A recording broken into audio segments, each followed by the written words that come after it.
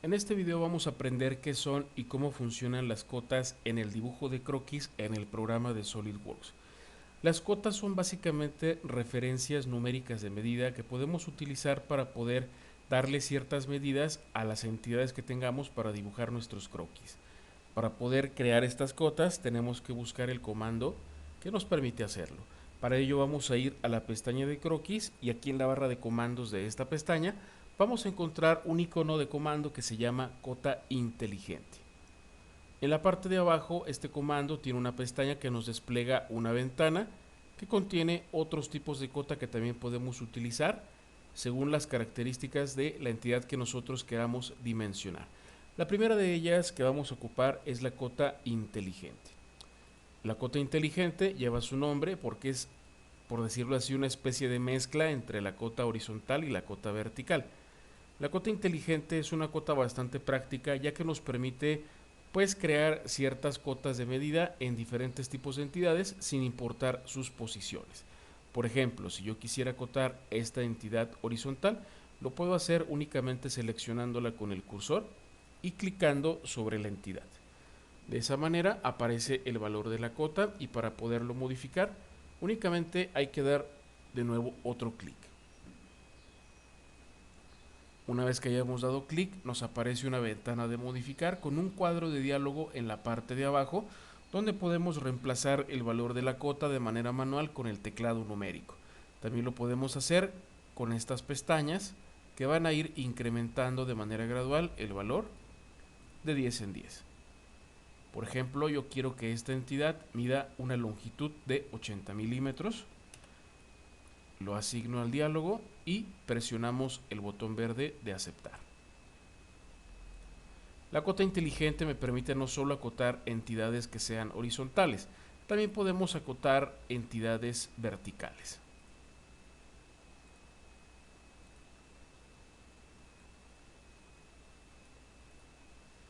Y a su vez también podemos acotar entidades diagonales con diferentes posiciones.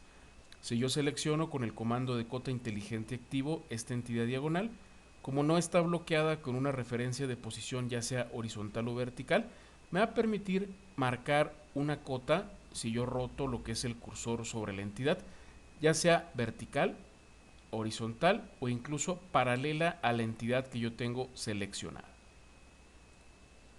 Esa es la ventaja de la cota inteligente.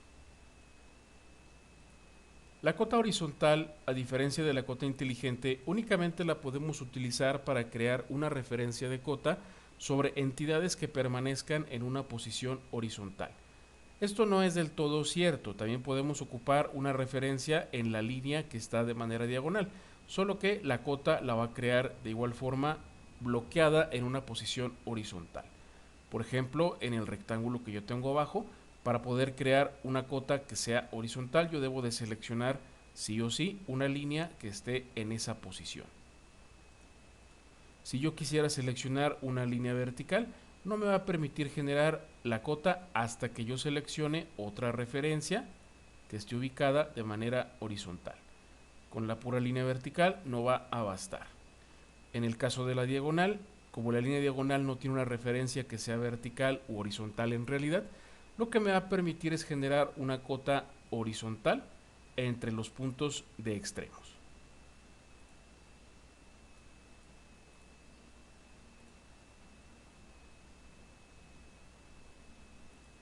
La cota vertical es en esencia lo mismo que la cota horizontal. Para poder ocuparla requerimos forzadamente tener una línea que esté bloqueada de manera vertical como referencia. Tampoco la vamos a poder utilizar con entidades que sean horizontales. Y en el caso de la diagonal, de igual forma podemos crear una cota que se encuentra bloqueada por los puntos de extremo de manera vertical.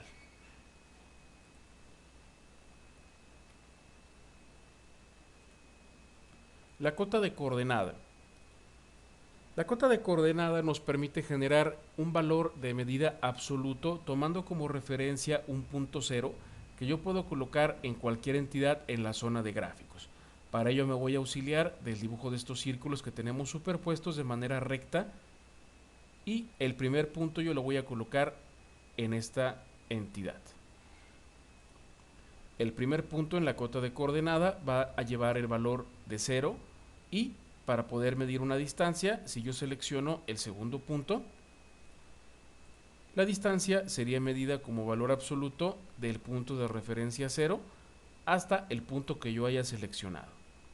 Si yo sigo seleccionando otras entidades, por ejemplo, aquí selecciono otro punto de referencia, la siguiente referencia también va a ser marcada de manera absoluta, tomando como punto de referencia el 0 y desde aquí va a medir la distancia hasta este punto. Si yo sigo agregando los otros dos puntos, pasará exactamente lo mismo. Va a tomar como referencia el punto 0 y desde aquí va a medir la distancia hasta este punto y posteriormente de vuelta al 0 y regresa a medir la distancia hasta el punto final.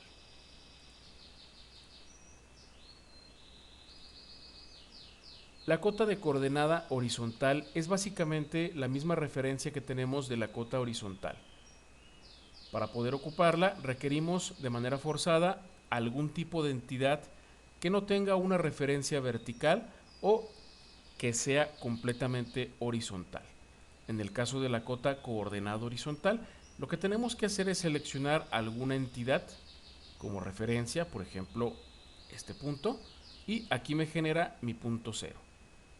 Enseguida debo de seleccionar otra referencia que se encuentre en una posición horizontal, ya sea por alineación o en este caso por posición. Automáticamente me genera la cota de distancia con un valor absoluto de este punto hasta el segundo punto que yo haya seleccionado. La cota de coordenada vertical es exactamente la misma función que la cota de coordenada horizontal, pero para poder ocuparla requiero yo entidades que se encuentren con una referencia que sea vertical. En este caso puedo yo seleccionar este punto como mi punto 0 y el siguiente punto que debe de estar alineado de manera vertical será medido de manera absoluta con la distancia de este punto hasta este punto como siguiente punto de referencia.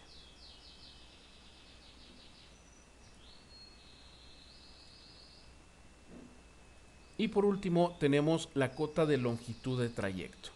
La cota de longitud de trayecto es una cota bastante práctica que nos permite realizar una sumatoria entre ciertas medidas de entidades de cadena. Las entidades de cadena deben de estar prácticamente unidas entre sí para poder utilizar este comando de longitud de trayecto. Aquí tenemos una figura curva seguida por dos entidades de línea pegados a los extremos y para poder generar una medida sumatoria lo único que tenemos que hacer es seleccionar cada una de las entidades de manera independiente, de preferencia dos o más entidades, y una vez seleccionadas en la ventana del Property Manager, aquí en esta sección donde dice entidades seleccionadas, aquí nos van a aparecer las entidades que vayamos seleccionando, le damos en aceptar y automáticamente se nos genera una referencia de la longitud de trayecto con la medida exacta que nosotros tengamos de estas tres entidades seleccionadas. En este caso me está marcando la medida en un diálogo que dice que las tres entidades suman 218.48 milímetros. Si yo quisiera modificarlas, hay que clicar sobre el diálogo y aquí podemos reemplazar ese valor. Por ejemplo, yo quiero que midan 300 milímetros. Si queremos verificar, podemos habilitar el comando de la cota inteligente y empezar a hacer la sumatoria de las entidades de manera individual. Por ejemplo, esta de arriba mide 114.18. Naturalmente la de abajo, como estos puntos coinciden, va a medir lo mismo. Y para poder sacar la longitud de la curva voy a utilizar un comando que se llama, una pestaña que se llama calcular con un comando que se llama medir. Y voy a seleccionar la curva para que me diga la longitud que yo tengo de ese arco. En este caso la longitud que me marca del arco es de 71.64 y si yo sumo 71.64 más este valor multiplicado por 2 me va a dar como resultado 300 milímetros de longitud. Si lo quieren verificar podemos buscar la calculadora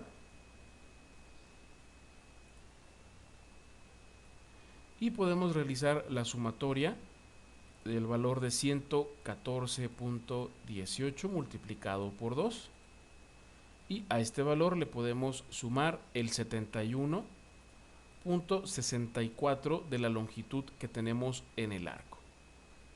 Da un total de 300 milímetros, que es la longitud del trayecto que me marca este comando.